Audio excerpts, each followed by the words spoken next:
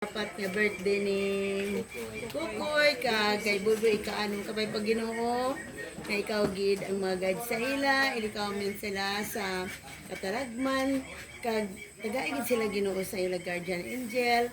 kag ipadala gid Ginoo ang imo balang espiritu sa ila kag tagay pagid sang banamo nga blessing ang mag-abot kay Kuni kag kay Ford